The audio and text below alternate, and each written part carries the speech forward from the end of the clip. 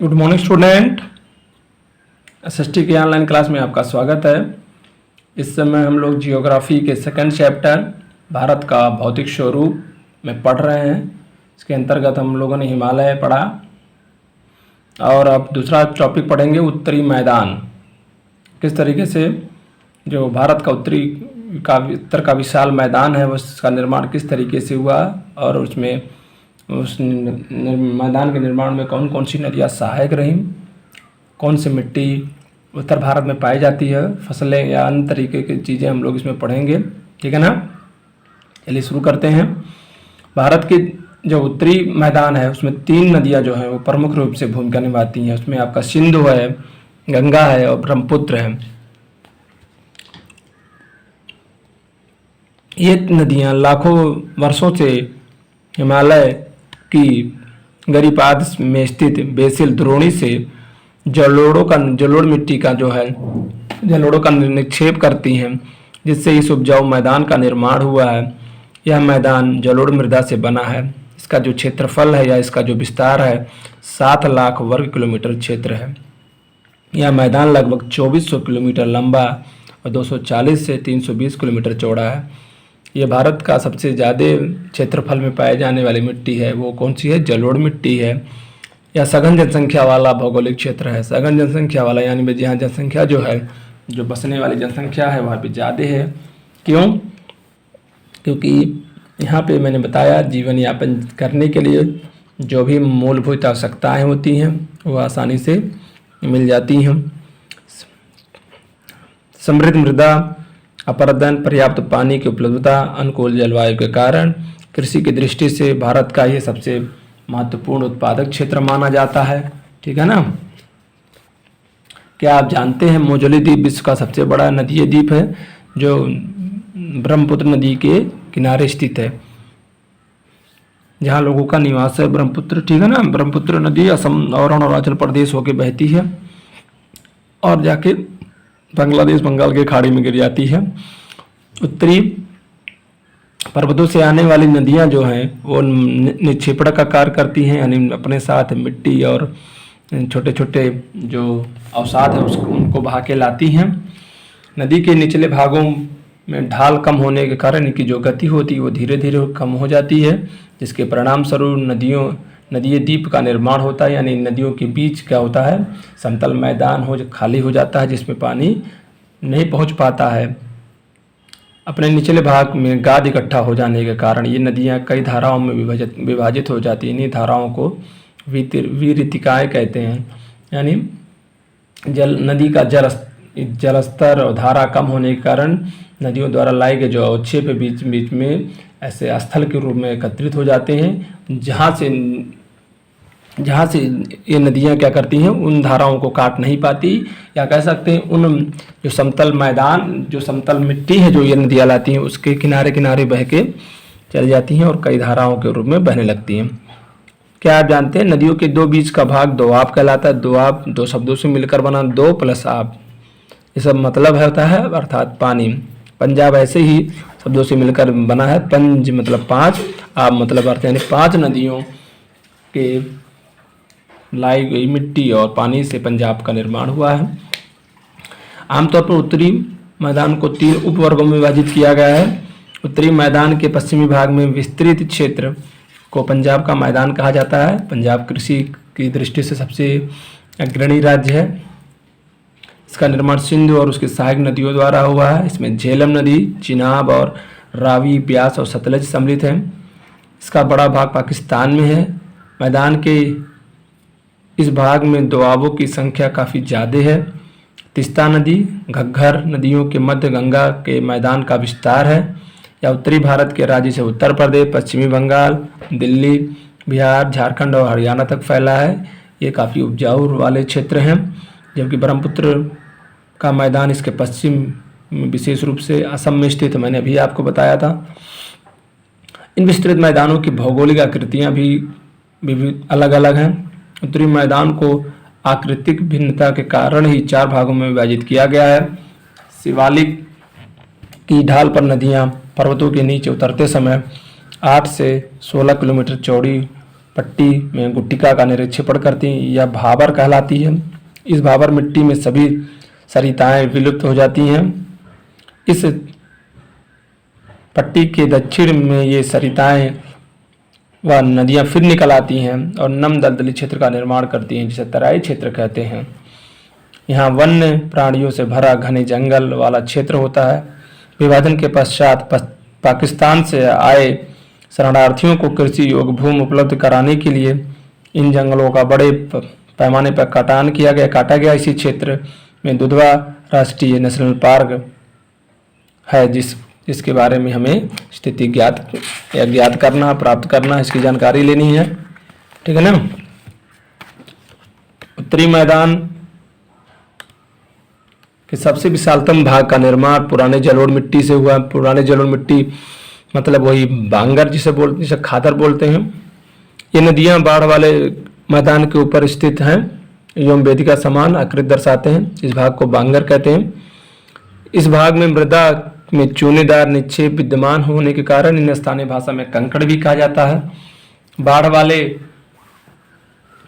मैदानों में नए युवा निक्षेप को खादर कहा जाता है।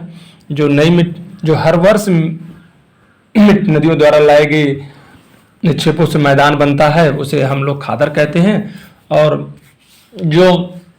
जिन स्थानों पे बाढ़ का जल नहीं पहुंच पाता, उसे हम लोग बांगर कहते हैं। इनका लगभग प्रत्येक वर्ष निर्माण हो जाता है। यही कारण से ये उपजाऊ और गहन खेती के लिए सबसे आदर्श माने जाते हैं। अगला है प्रायद्वीपीय पठार। भारत का जो दक्षिणी या प्रायद्वीपीय पठार विश्व का प्राचीनतम पठार है। यह पठार मेज के आकार का है वाला स्थल, जिसका निर्माण पुरानी क्रिस्टलीय आग्नेय और रूपांतरित चट्टानों से हुआ है। भारत का यह क्षेत्र गोंडवाना भूमि के विभाजन और अपवाह के कारण निर्मित हुआ है। मैंने बताया था कि गोंडवाना लैंड का बहुत से जो आपका पहले एक महाद्वीप में थे, इससे एक महाद्वीप से 7 महाद्वीप बने और ये सब गोंडवाना लैंड के ही भाग थे। लेकिन प्लेटो के अपकर्षण, प्रतिकर्षण और आकर्षण के कारण ये सारे आपस में टकरा कर, टूट कर, एक दूसरे के ऊपर चढ़कर अलग अलग हो गए। इस पठारी भाग में के अंतर्गत गोलाकार पहाड़ियाँ, चौड़ी और छिछली घाटियाँ सम्मिलित हैं। इस पठार के 2 मुख्य भाग हैं, मध्य उच्च भूमि और तथा दक्कन का पठार। नर्मदा नदी के उत्तर में प्रायद्वीपीय पठार का वह भाग जो मालवा के पठार के अधिकांश क्षेत्रों में फैला है, उसे मध्य उच्च भूमि के नाम से जाना जाता है। यह मध्य प्रदेश के ज़्यादा क्षेत्रों में पाए जाने वाला है, कुछ महाराष्ट्र और कुछ छत्तीसगढ़ में भी पाया जाता है।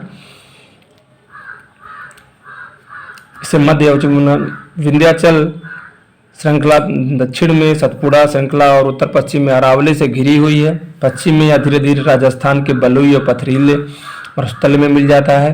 इस क्षेत्र में प्रवाहित होने वाली नदियां जैसे सिंध, बेतवा, चंबल, केन दक्षिण पश्चिम से उत्तर पूर्व की ओर बहती हैं।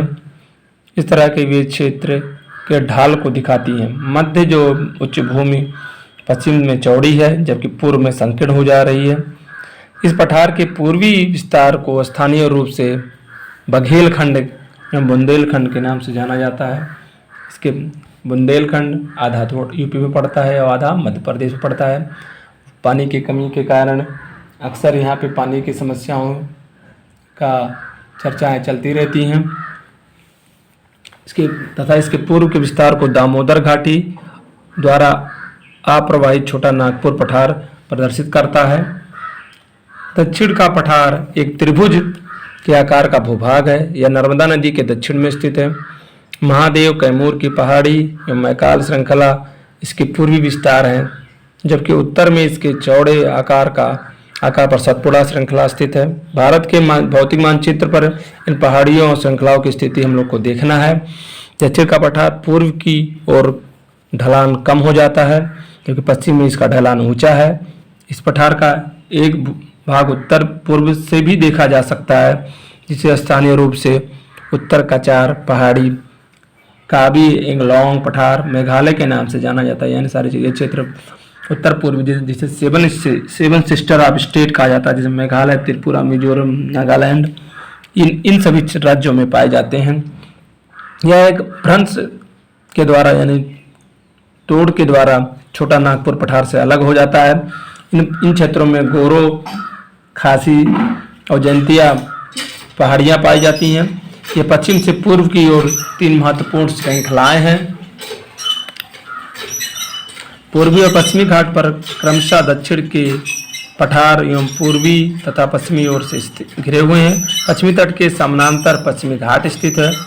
पश्चिमी घाट यानी केरल का क्षेत्रफल, जिसे हम लोग पश्चिमी घाट के नाम से जाने जाते हैं। इसी में शांत वैली या शांत घाटी पाई जाती है, जो विविधताओं के लिए सबसे ज़्यादा मानी गई है तथा इन्हें सिर्फ दर्रों के द्वारा ही पार किया जाता है। दर्रा मतलब 2 पहाड़ों के बीच का जो रास्ता है आने जाने को उसे दर्रा बोलते हैं, और ये बरसात या बर्फ पड़ता है तो ये बंद हो जाता है। भारत के भौगोलिक मानचित्र में पाल घाट, भीर घाट और थाल घाटी की जानकारी रखने। पूर्वी घाट की अपेक्षा पश्चिमी घाटों की जो ऊंचाई है वो ज़्यादा है, यानी केरला के क्षेत्रों में पाए जाने वाला जो क्षेत्रफल है या जो घाट है वो ज़्यादा ऊंचा होता है। पूर्वी घाट यानी तमिलनाडु के जो क्षेत्र है, जैसे कन्याकुमारी आदि के क्षेत्रों में है आपका ये चौड़ाई लगभग 600 मीटर है, जबकि पश्चिम घाट की जो ऊंचाई है वो लगभग 900 मीटर है। 900 मीटर से 1600 मीटर तक है। पूर्वी घाट का विस्तार महानदी के घाटी से दक्षिण में नीलगिरी पर्वत या तमिलनाडु के क्षेत्र में पाई जाती है। पूर्वी का घाट का विस्तार सतत नहीं है, इसमें अनियमितताएं हैं तथा बंगाल के खाड़ी में गिरने वाली नदियों ने इनको काट दिया है। पश्चिमी घाट में पर्वतीय वर्षा होती है। यह वर्षा घाट की पश्चिमी ढाल पर आर्द्र हवाओं से टकराकर ऊपर उठने के कारण होती है। पश्चिमी घाट को भिन्न भिन्न स्थानीय नामों से जाना जाता है। पश्चिमी घाट की जो ऊंचाई है उत्तर से दक्षिण की ओर बढ़ती चली जाती है। इस भाग के शिखर ऊंचाई वाले हैं, जैसे अन्नाईमुड़ी की ऊंचाई 2695 मीटर, जोड़ा बेडा की ऊंचाई 2633 मीटर है। पूर्वी घाट का सबसे ऊंचा शिखर जो है महेंद्रगिरी है, जो 1500 मीटर है, यह उड़ीसा राज्य में स्थित है। सेवराय और जावेड़ी की पहाड़ियाँ पूर्वी घाट के दक्षिण पश्चिम में स्थित हैं। उंडमंडलम और कोडईकनाल, जिसे ऊटी के नाम से जाना जाता है, ये विख्यात पहाड़ी नगर मानचित्र की मदद से ज्ञात किए जा सकते हैं। प्रादीपीय पठार की एक विशेषता यहाँ पाई जाने वाली काली मिट्टी है, इनको दक्कन ट्रैप के नाम से जाना जाता है। चूँकि इनकी उत्पत्ति ज्वालामुखी से हुई है, इसलिए ये शैल अग्नि चट्टाने हैं। असल में इन शैलों का समय के साथ अपरदन होता रहा है, जिससे इनकी मिट्टी जो काली होती गई है, काली मृदा का निर्माण हुआ। प्रदीपीय पठार के पश्चिम और उत्तरी पश्चिम किनारों पर अरावली पहाड़ियाँ हैं। यह अरावली सबसे पुरानी पहाड़ियाँ मानी जाती हैं। सबसे नई पर्वत जो श्रृंखला है वो हिमालय है, सबसे पुरानी जो है वो अरावली है। ये अब काफ़ी मात्रा में खंडित और अपर्दित पहाड़ियाँ हो चुकी हैं। इनका विस्तार गुजरात से लेकर दिल्ली तक और दक्षिण पश्चिम उत्तर पूर्व की दिशा में फैला हुआ है। अगला जो टॉपिक है वो है भारतीय मरुस्थल, इंडियन डेजर्ट। उसे हम लोग अगली वीडियो में पढ़ेंगे।